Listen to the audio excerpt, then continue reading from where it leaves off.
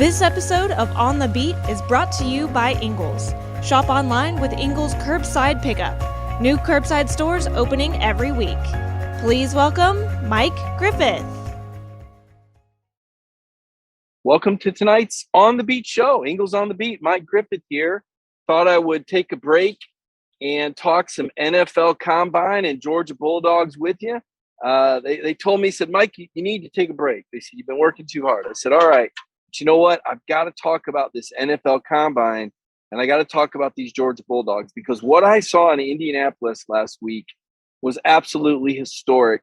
And I believe the most important thing that has happened for Kirby Smart since he has been the head coach at Georgia. Now, hear me out, because I know that national championship and those rings are what it's all about. But let me tell you, when you have guys perform like the University of Georgia did on that NFL stage, on that combine stage, that sends a message that not only can you recruit the best, but you can develop the best. And the way those players represented Georgia in their interviews and on their field testing was nothing less than remarkable. It was the most impressive combine by any team I've ever covered, bar none. And you better believe that Kirby is going to eat on the recruiting trail when these other players that are out there see what these Bulldogs did. They're going to say, I want to be the next Jordan Davis. I want to be Channing Tindall, Lewis Seen, James Cook. So impressive by the Bulldogs. So I want to start there. I know it's rather obvious. You've heard it a lot, but the reason you're hearing it a lot is because this was amazing to watch Jordan Davis, the biggest of all the big winners, perform at the NFL Combine. Now, Jordan did some great things at Georgia, obviously, won the Bednarik Award, won the Outland Trophy, and anchored what was a historically dominant defense. But from an NFL perspective, teams were looking at Jordan as a one-dimensional guy. Well, he can eat space, but he's not really a three-down lineman, they said. And Mel Kiper had even dropped him out of his first-round projections. Well, Jordan went to work, and the performance that he had running that 4.78 40 at 341 pounds, but beyond that, a 10.3 broad jump, I believe that sets a record for players over 300 pounds. That shows the explosion, the springs in your leg, 32-inch vertical.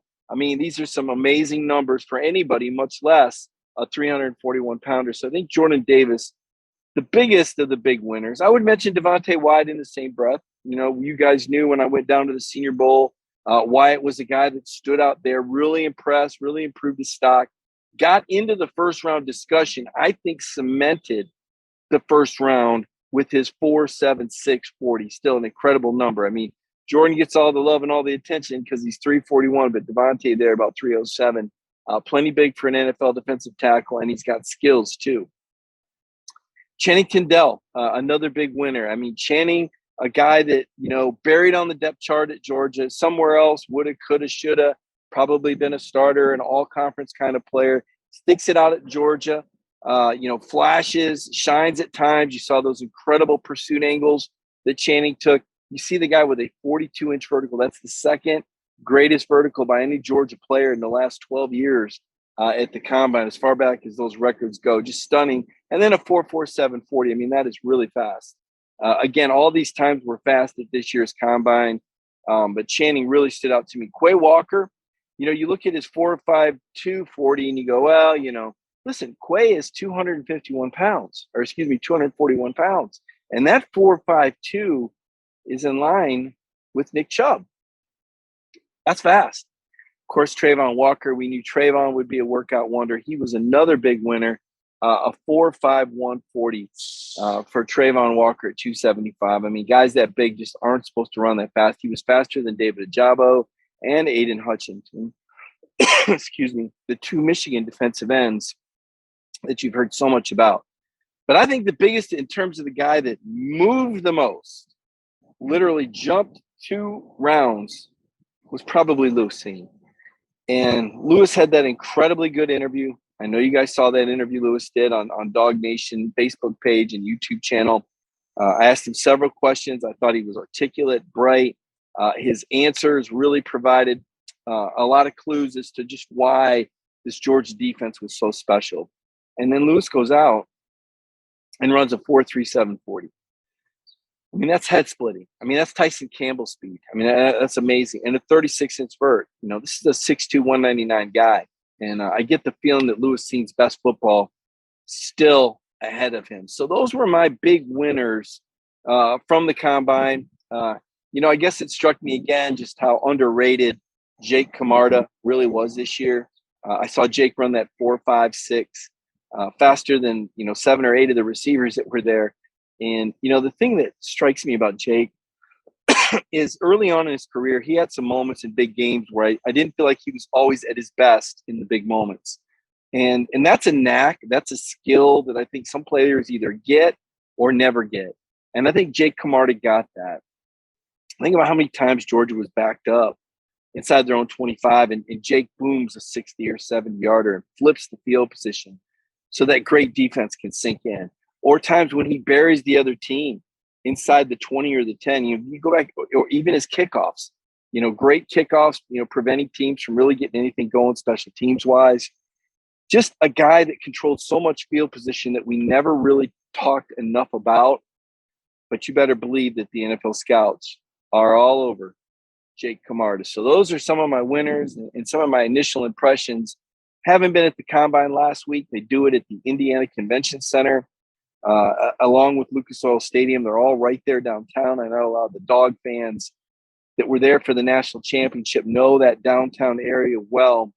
And I was there all week last week at the Combine to cover the Georgia Bulldogs, and I really enjoyed it. Really enjoyed talking to the players, providing a fresh perspective, setting that camera up. We live streamed a lot of those interviews on the same Facebook page, on the same YouTube channel, and I know a lot of you guys saw that. A couple notes, and I wouldn't say there were any losers. I know everybody likes the winners and losers format, but I didn't feel like there were any losers. Maybe some guys that didn't advance themselves any, but they didn't sink either, I don't believe. And I guess I would start with Nakobe Dean. Nakobe didn't do any of the combine events per se. He's going to wait until Pro Day, which I believe is March 15th or 16th. I always get those days mixed up. The other ones might be the 16th because I think they start spring drills on the 15th. Nakobe's size, measuring in at 5'11", some NFL teams are going to flag him for that. If you're going to play interior linebacker, they want you to be able to see over the offensive line. They think your vantage point could be affected. I mean, obviously, Nakobe is such an intelligent and instinctual player and strong player that he plays through that contact and he's able to compensate. But that's going to bother some teams. Will it bother enough for him to fall the first round? I don't know. I don't think so. All it takes is one team to like you. I'm sure there's more than one team that recognizes that Nakobe Dean could be a future starting linebacker for him. Darren Kendrick didn't really go through in the combine events. He did the field drills and did okay. DK is a really strong player, and I think he's going to fare well. I think he's going to make an NFL club, and I think he'll do fine. But again, a guy that didn't do a whole lot at the combine, so a lot will be on his pro day coming up. I think that's something to watch for. And Jamari Salyer did the bench. He did 31 reps. I think his goal was 33, but to get north of 30 reps on the bench, I think that was the second most by an offensive lineman. That was pretty doggone impressive. And Justin Schaefer, ran a post or a 5.0 time, but just Justin's frame, his arm length, his size.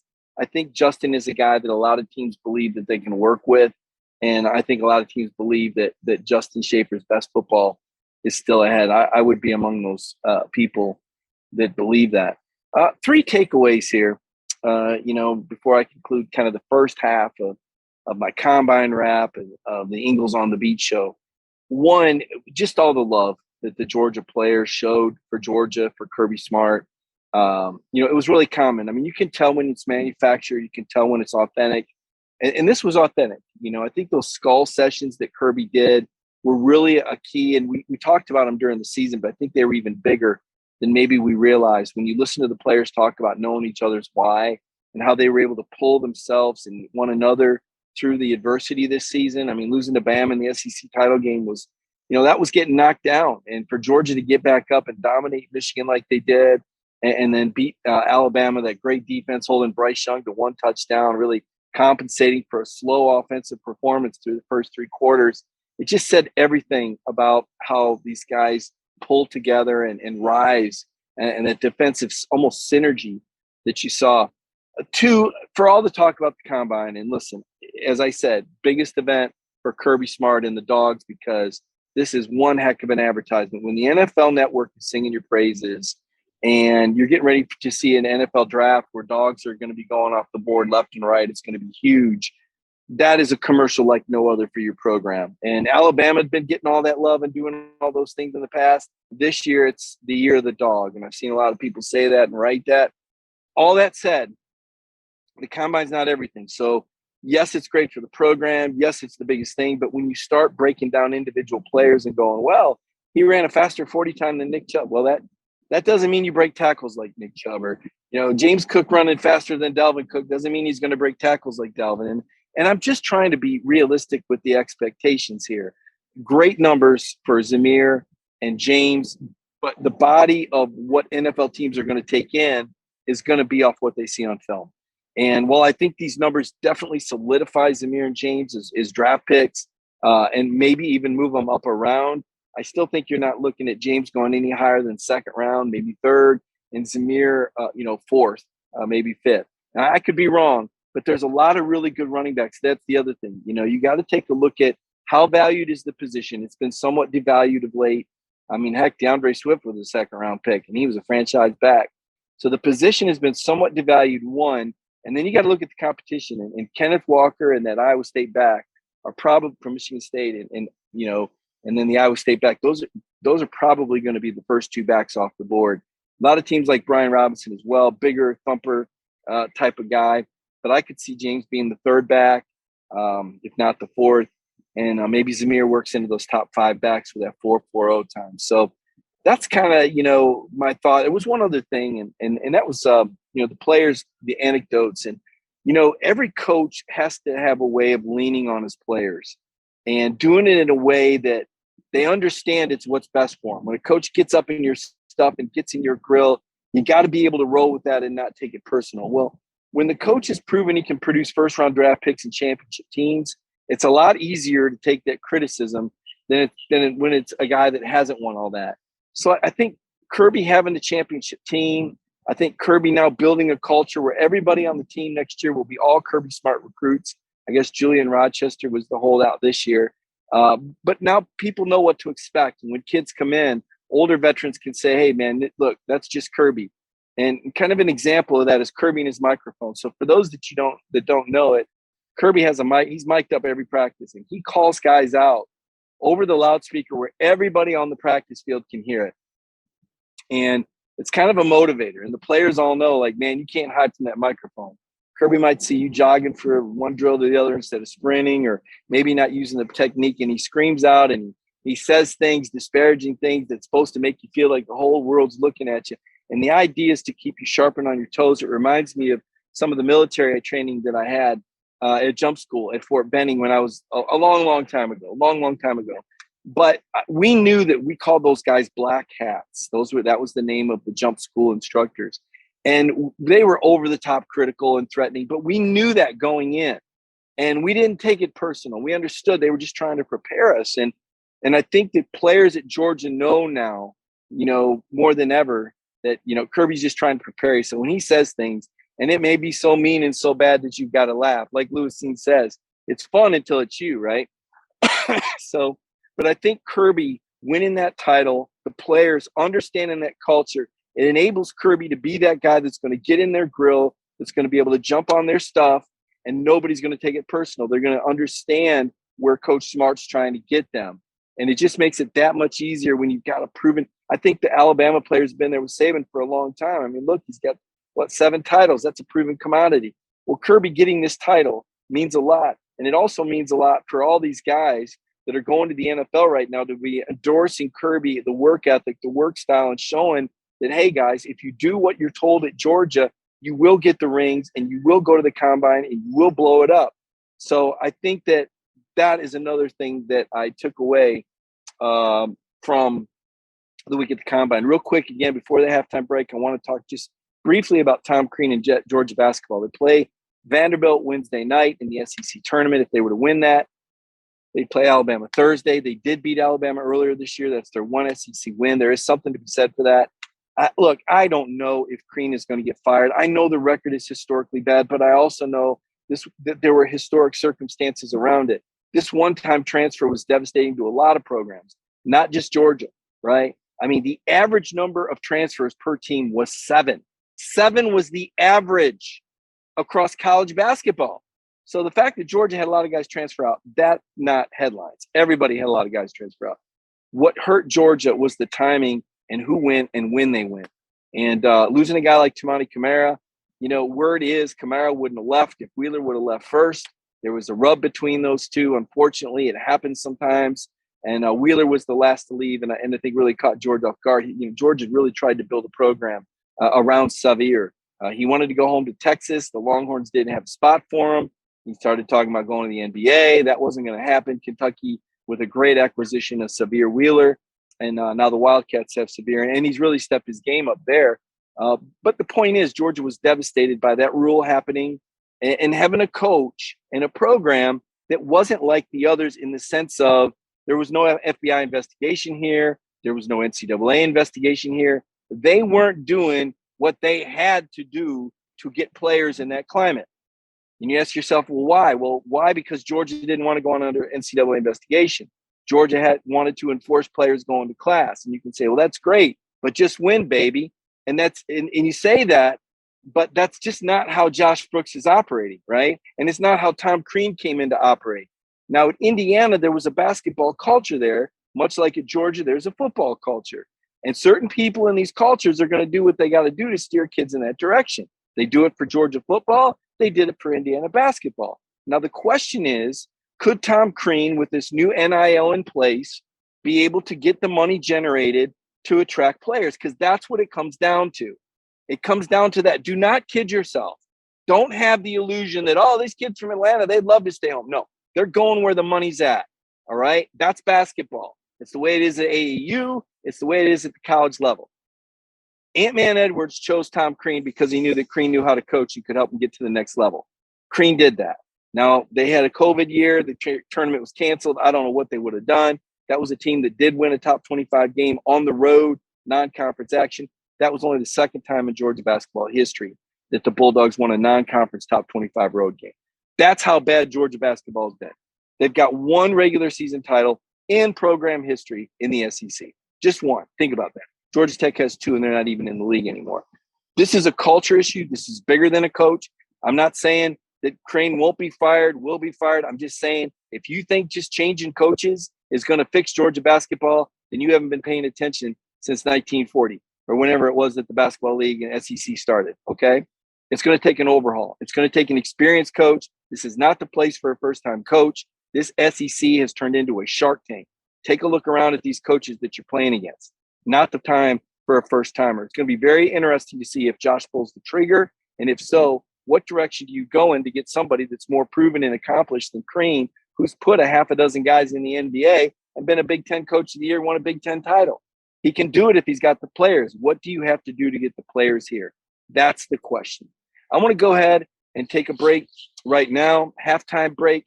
We talk about people delivering. We talk about coming through with the goods, and you folks know that Ingles has done that for us throughout the entire pandemic and even now. So let's take a moment to recognize our sponsor, Ingles. It's in our hearts to feel for real. There's been ups and downs, turnarounds, good days and some bad. But we stand together for worse and for better. We'll always have your back with open arms, heart to heart, hand in hand. Community strong. Welcome back to the show. Second half of tonight's Ingles on the Beat. I say tonight, you're seeing the daytime. I taped the show earlier Monday, taking a little break from the action. Not going to tell you where I'm at. You got to guess. I'm sure there'll be all sorts of fun and wonderful guesses. Really not that hard to imagine. I'll just say that, no, I'm not going to give you any hints. But the fact that I was going to give you a hint and it had to do with Georgia football probably gives you the hint that you needed. Second half of the show, women's basketball, really thought, Joni, this year's team with all the players coming back, I thought this could be a special run, and maybe it still will. But to see them lose to Alabama in their first game of the SEC women's tournament last week was disappointing. Something's going wrong there. Something's gone wrong. Okay, something's gone wrong there. Let's see if they can, get their momentum back. There's a lot of talent there. There's enough talent for a run. Let's see what happens for Joni and the women's basketball team. Georgia baseball. Now, we've got a lot of people putting a lot of eggs in this basket. You've seen Dog Nation. Jack Leo's covered some games. I've written some stories. Listen, everybody loves Scott Strickland. Everybody loves Scott Strickland. And it was such a shame that COVID canceled a baseball team that was ranked number 2, top 5 consensus. That may have been Georgia's team, right? Oh, geez, figures. But look, Scott Strickland, this is a big year for Georgia baseball. I'm just going to say that. They're doing some, fundraising. They've got some future plans for facility enhancement. You talk about a program that should be winning, it's Georgia baseball, much like Georgia basketball. Baseball has had some success. They have been to they have been to the World Series, within the last 20 years, right? My realtor, Dean Weaver, was on that World Series team. So, and you probably know somebody, you probably remember that trip. And Strickland is a guy who can coach. But, man, was it disappointing to watch Georgia Tech hammer Georgia baseball 11-7, take out Georgia's number 1 starting pitcher last week, and then shut him out in Athens 7-0. You just don't expect that. And Strickland has challenged this team throughout the offseason. He's basically said, do you guys want to be a great team or do you want to be a good team? Let me tell you, that's not great. And I know Tech is good, but it's up to Georgia to be better. They did salvage a win at Coolray Field in Lawrenceville, 12-3 on Sunday, but dropping 2 out of 3 to Tech. It's going to be interesting to see the Dogs bounce back. A couple games with Georgia Southern this week, Tuesday in Augusta, Wednesday in Statesboro. Not really sure, why they play those neutral site games. Somebody have to explain that to me. 3-game series with Lipscomb this weekend, and then they open the SEC against the Mississippi State team. A little bit of a litmus test for Georgia baseball. Georgia softball 19-2, ranked 15th, first-year coach. They lost to UCF in the season opener. That's the number 2016. Central Florida decent, but this 6-1 loss at home to Boston. Listen, I don't care who you threw. I don't care what the circumstance was. You lose to Boston at home. Good teams don't do that. Okay, Georgia is good enough. They should be able to play their 11th string and beat Boston U in softball. So this is a program in softball that's going to have to generate some of that greatness Strickland's talking about. It's going to have to get that mindset that every time you take the field, you are supposed to win over Boston. Please, Georgia softball plays South Carolina at South Carolina this week.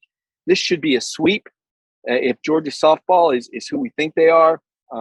But for some reason, I just don't think they're there yet mentally. This is a team. Pitching still worries me a little bit. I know they had that freshman throw no-hitter. But Georgia softball just can't seem to get the pitch. I'm waiting to see that happen. I want to see the pitching happen. Before I let you go tonight, I kind of want to go down kind of my personal draft order, if you will. Everybody's got their own, okay? And in reality, teams are going to draft based on need, and they're going to draft based on value. But my value, and just in a vacuum, the first Georgia player that I would take, this is really boring for you, but I would take Jordan Davis. And the reason why Jordan would be my first pick is because of his attitude. And in addition, he's 6'6", 341 and ran a 4.78 40. So yes, absolutely, that's a big part of it. But I think Jordan Davis has an incredible ceiling. I don't think he's close to hitting his potential yet. I think this is a guy who has NFL Hall of Fame potential. We already know he's a college football Hall of Famer, first ballot. We already know he was the face of the 2021 Bulldogs. But this is a guy that I think at the next level can be a Hall of Famer. I know right now they're saying he's not a 3-down guy. He's just first and second down. He's just run defense. Look, that was the role he was asked to play at Georgia. I want to see what happens in the NFL. And if a team has a different role for Jordan, I think he can do it. They told Jordan he was too slow. He trains for 2 months and he runs a 4.78. Just tell him what he can't do and he'll prove you wrong. And tell him what you want him to do. And if you're his coach, he's going to deliver. These are the intangibles, right? So he's my first pick. My second pick, I was going to go with a more obvious pick, but I'm just going to play a hunch here. My second pick would be Lewis Seen. And Lewis is another guy who hasn't hit his ceiling, but a 4.37 40, 36 vertical. And just listen to Lewis. I mean, just listen to his interview. I mean, if there's one interview from that combine that I would tell you to listen, it'd be Lewis Seen. I just felt like the whole spectrum of Georgia football was covered there, and you really got a feel for what Bulldog football was all about. And Lewis, a 3-year starter, the defensive MVP of the championship game against Alabama, can't say enough good things. There was a few guys after they get off the podium, right? Every now and then I'll go over and I'll talk a little bit extra to a guy. I'll shake his hand. I'll give him a personal message. You cover these kids 3 or 4 years. And Lewis was one of the players that I felt compelled to go talk to one-on-one because of how I saw him grow. I still remembered Lewis, 15, 20 pounds lighter, talking to him after the Baylor game when he emerged. Remember that? Remember how Lewis played against Baylor that night? He had to emerge. I'm trying to remember who was out that game, but he stepped up and just knocked the stuffing out of some guys. He was smaller. He was light. He was frail. He didn't have that bold voice. He was still a kid. And to watch Lewis grow before my eyes in the last 2 years and blossom into this incredible young man and budding star. And then to find out about his story coming to the United States on a visa. His mom's never even seen him play football in person. I mean, you talk about a kid with a compelling story. Just can't say enough about Lewis Seen. And I think he's going to be an unbelievable NFL player. So even though a few days ago, before he ran his times and did his jump, some people were talking about him as a 3rd rounder, this is a guy in Lewis Seen that I would go in on. Trayvon Walker and Devontae Wyatt, put him together, right? Trayvon, a guy at 6'5", 271, another guy who's just starting to scratch the surface. That defensive end position at Georgia is not real friendly in terms of producing statistics. I remember Ledbetter played there. They asked that guy to do a lot, and it's just not a position that opens itself up, for a lot of sacks and a lot of glamour numbers. There's a lot of containment there. There's some coverage there.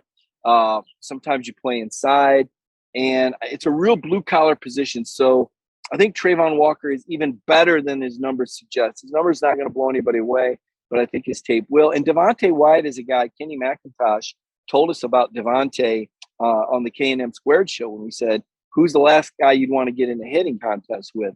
And Milton said JD, Jordan Davis, because they didn't want him to land on him. But Kenny said it's Devontae Wyatt. He said, man, he's like a pit bull in there with his big old neck. And you look at Devontae, doing the interview with Devontae, what I didn't know before I interviewed him at the Combine was the raw passion that this guy has for the game. And people said, why? He said, because you get to hit people. He said, if I went out there and knocked one of you out, I'd go straight to jail. Listen, he likes contact. And some of you watching that played football, you know what I mean, okay? Right? I'm like your Al Bundy. I was a high school running back player myself. But every time I reimagine the ball in my hands and hearing that 44 blast call, knowing I'm going to hit that line between the guard and the center at 100 miles an hour and anticipating that contact in my shoulder and neck area, just the adrenaline gets running just thinking about hitting, right? And those of you that played football know what I mean. You understand. We get fired up, right? Back in the day, you go to your parties and you have one too many beers and you want to start tackling. This is a guy thing. Some of you are going, what are you talking about? You're crazy, Mike. You're going off the rails now. I'm telling you, man, it's hard to explain, but those that have played football, you know what I'm talking about, okay? And Devontae Wyatt just exudes wanting to hit. He wants to play ball right now. He wants to hit every day. There's something to be said for the mindset. And Devontae takes such great joy in this. And then he proved his wares at the skills, the techniques, the things that he learned at the University of Georgia, training side by side with his best friend, Jordan Davis, the way these guys have pushed each other. This is something special. Devontae Wyatt is going to be a special player. George Pickens. I can't believe I went this low. I can't believe it. What was I thinking? How could I not want George Pickens? If there's one guy in the NFL I mean, okay, Jamar Chase is killing everybody, but I'm telling you, Pickens is the dude, man. You're going to throw the ball up, and Pickens with the body control, and Pickens decking that guy. The Detroit Lions guys were all over me. Okay, I got a lot of buddies in Michigan. You guys know I went to school up there, worked up there for a few years. They came to me and said, Mike, look, we know you talk. They literally said this. I'm like, we know that you say all these great things about all the Georgia players all the time. And I'm thinking, yeah, some Georgia fans think I'm a little too critical sometimes. But all right, go ahead. Tell us what you really think of Pickens. Because this guy is a coach. This is our coach at Detroit. This is exactly the kind of guy they want.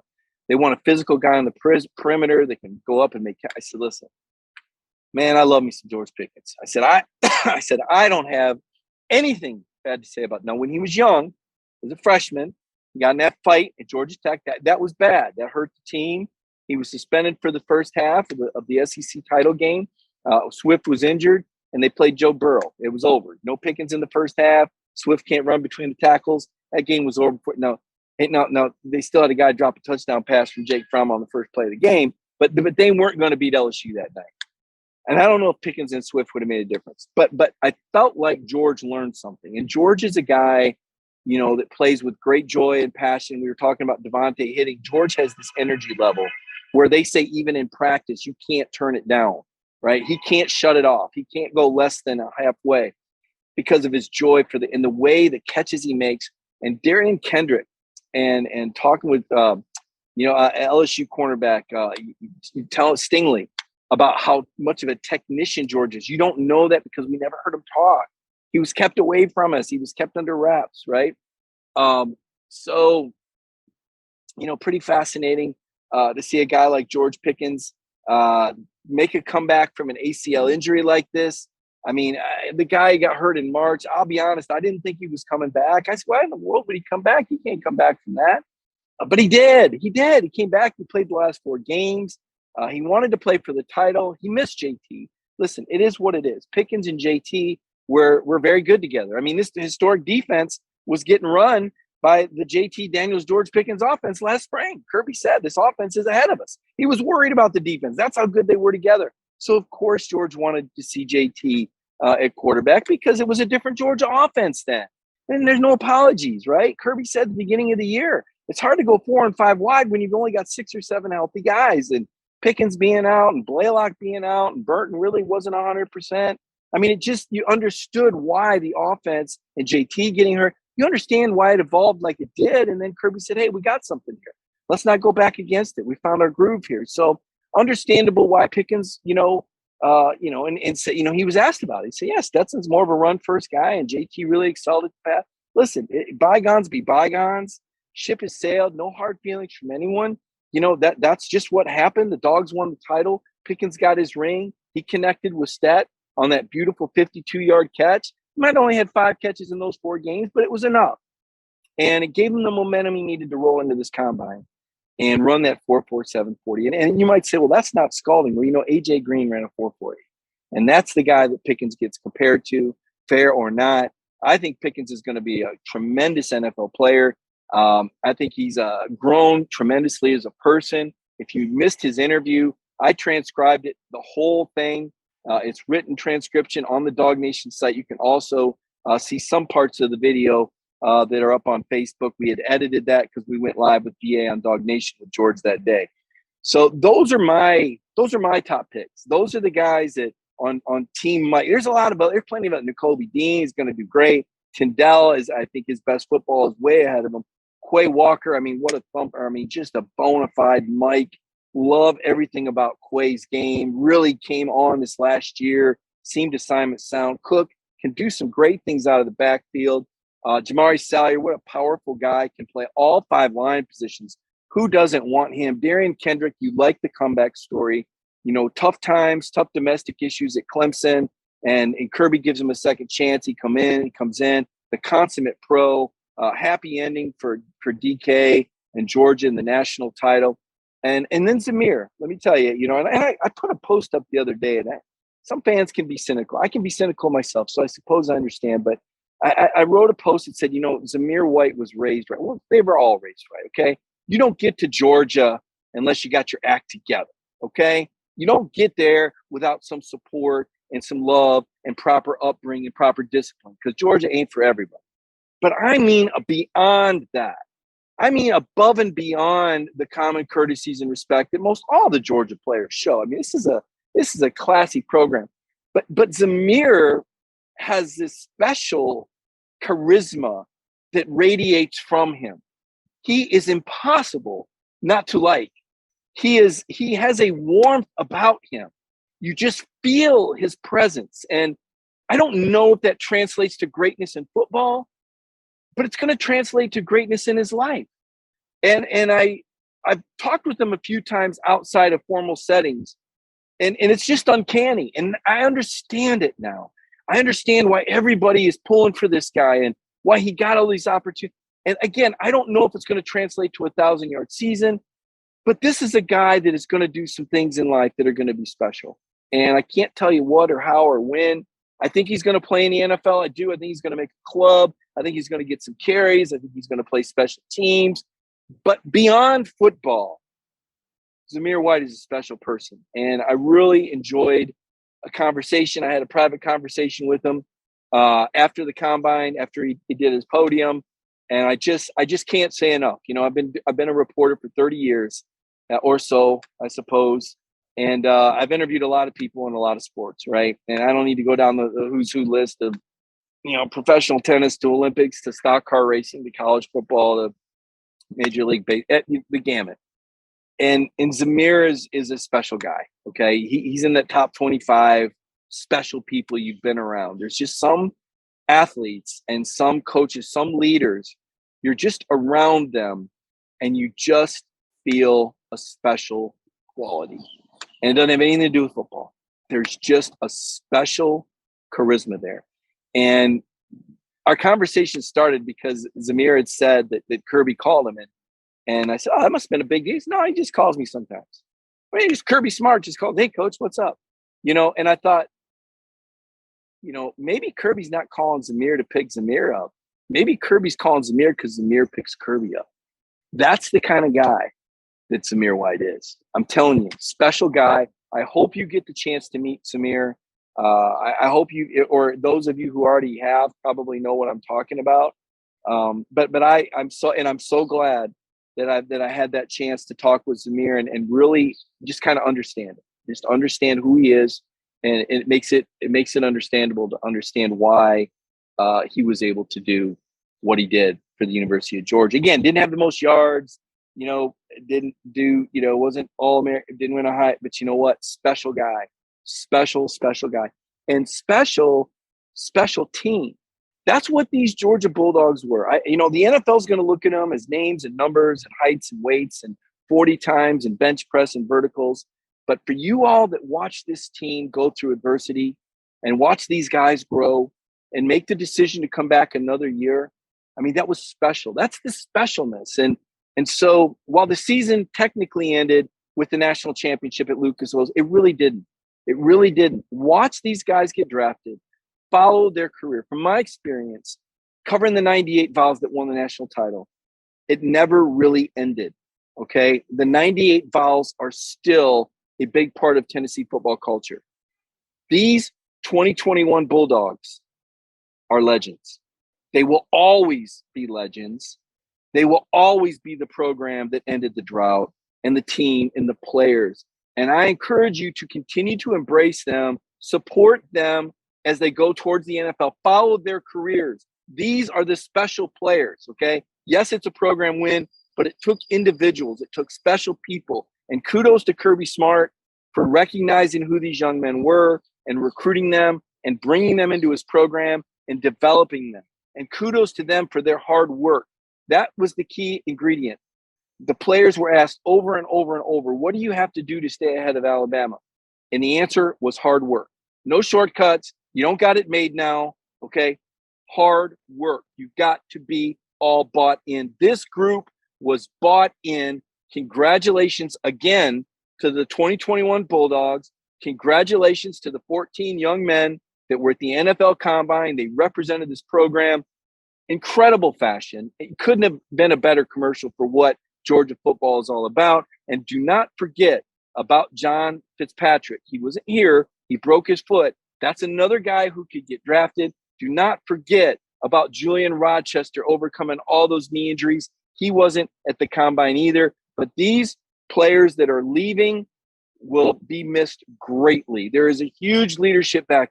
Next week, we're going to talk about who those players are. They're going to fill those shoes, the Dogs, a couple weeks away from the start of spring football. I hope you've enjoyed tonight's show. Connor Riley tomorrow night, Jeff Sintel Wednesday night, and every day at 10, Brandon Adams on Dog Nation Daily here on our Dog Nation YouTube channel and Facebook page. I'd like to thank my producer, Michael Carvel, for his production.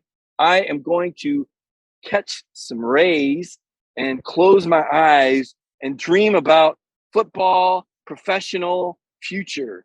Because, man, Georgia football has put us all associated with the program, even us that covering it, in a good place. We all appreciated that season. Again, it's not over. The NFL draft's coming up. Support these guys.